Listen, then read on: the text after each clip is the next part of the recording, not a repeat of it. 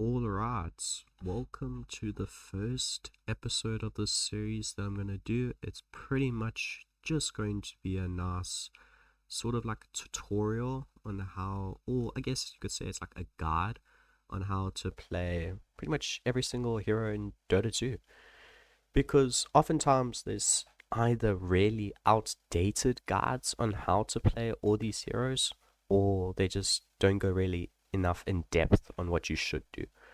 Because even like a lot of the guides in the guides place are either very outdated or they're just not really the best anymore. So this episode I'm just going to do the strength heroes, and let's just start off straight away with Alchemist. I'm mainly just going to be demonstrating them through the demo because that's just the easiest. I'm still very new and my editing skills are going to be absolutely awful, so one step at a time. So starting off just with what the hero is able to do. Now, Alchemist, he's a strength hero. He gains decent amount of strength every level. He's a melee hero with a decent amount of HP, little mana, pretty all-around movement speed. Now, Alchemist's main thing is getting money because of his innate, Grievel's greed. So, essentially how this works is whenever he kills a creep, within 40 seconds of killing that creep, he'll gain bonus gold. And he'll also gain bonus gold from bounty runes. So if we have a normal hero.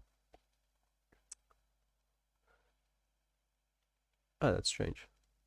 I didn't actually even know you couldn't spawn bounty runes. That's a shame. But if you see, yeah, spawn in some creeps. When you kill them, it starts at 2. But after kill 1, you'll see it'll go up. 35, 37. And you see this number starts to go higher. And then the bonus gold goes up. Now, it's a very strong innate for Alchemist, who's a carry hero, because as you would know, carry heroes, they require a lot more items than your supports. So, what's his first ability? His first ability is Acid Spray. Now, it's a pretty large area. He shoots out acid, and it does physical damage over time while reducing the target's armor. It's very good at clearing waves. It does cost quite a bit of mana at the start of the game, so you should only really use it for either clearing a wave with enemy heroes in it or just for farming. Next is his W, which can be quite situational. You activate it and then it essentially charges up, and then once it gets to the lower numbers you can throw it and it stuns the enemy. It can do a lot of physical damage, and it scales quite nicely with the stun. So if you only hold it for very little, it'll be a very short stun, but if you let it charge up for too long, you'll actually end up stunning yourself, and it also does damage you. But you'll find that the sweet spot is around about 2 or 1.5 seconds. That's pretty much where you get the sweet spot.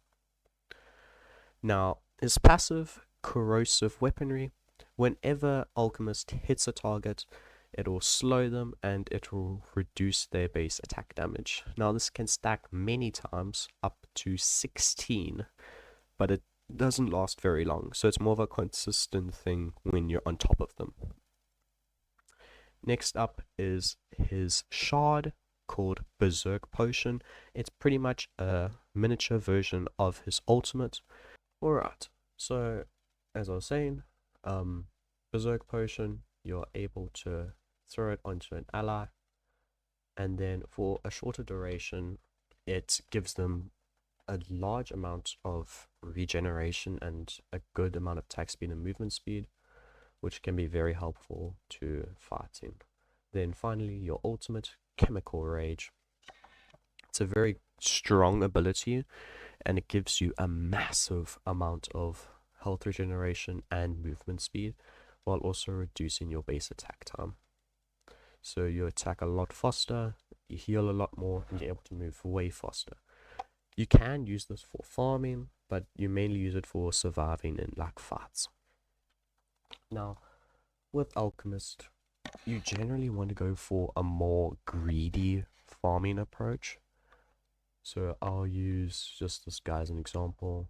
You pretty much want to um essentially start with something similar to this, because you want the Quelling Blade for the last hits on creeps, some regeneration, and then just some stats, which you can turn into a Soul Ring, which will just help you with your acid spray in the lane.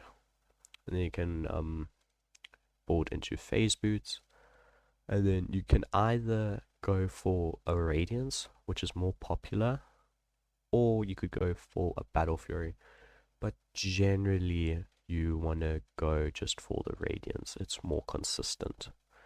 But once you get the Radiance, you can't really fight. You mainly just want to farm with it. Once you get your Radiance, you can do a lot of different things, but a pretty safe bet is to go from Radiance to Blink just to increase that farm time, and then into a Mantis Star from Yasha, which also just helps with fights and farming. And then you can kind of determine what you need in fights. You'll probably need a Black King bar as always, because that is the holy grail. And then you can kind of adjust the build to your liking on whatever you think you may need. And that's pretty much Alchemist. Farm, farm, farm, and then later on in the game you can kind of do a lot. Now, I did forget to mention his scepter. Whenever he gets it, it allows him to melt it down and give it to an ally, which can be very strong if you have something like a Crystal Maiden, who very much relies on a scepter to do a big chunk of damage. So having Alchemist can be very vital if you have a hero, because it can also give that edge, because he can farm with his innate, his acid, and then you can essentially snowball a hero. Especially if you're in the lead, it can be very powerful. Alright, so with Alchemist's facets, his first facet is Seed Money. This facet makes it so that when at the start of the game, Alchemist gets an additional 250 gold. It may not seem like a good facet because it's only just a straight amount of money, and it's not even that much gold, but it's actually quite a large amount if you think about it at the very start, because that could be like quite a few creeps. It's half the cost of a pair of boots, which can really help you in the early game, especially if you're up against a difficult lane. Then his second facet, Mixologist. This makes it so that your two potions, your W and your Shard, are much shorter. It reduces the cooldown of them. And then the final one, Dividends. This isn't a personal favorite of mine, but what it does is whenever you donate a Shard, it gives you an additional 70 gold per minute for the rest of the game. It's not that great, because oftentimes, even if you do super well, at most you're maybe going to give 2 scepters away in a game, and that's crazy as is, because each scepter is already 4,000 gold. Now, his facets are quite good. He definitely has some very nice talents. Now, for his talent tree, you pretty much normally do the same one no matter what, but there can be a few exceptions. So normally the radius for your W potion, your unstable concoction, can be really good. Even the guide recommends it. It can be very strong because the radius makes it easier to hit the enemy's allies as well. But if you're having a tougher game, feel free to take the armor reduction because it goes from 6 to 7. It's only 1, but it can help you with your farming. Then you pretty much always want to go for the bonus damage because you're farming a lot more than you're in team fights. The 20th you can choose. If your team needs a bit more damage, then you can go with this 400 because from 360 to to 760 is a large jump. It's pretty much 2 times the damage. It's a lot more damage.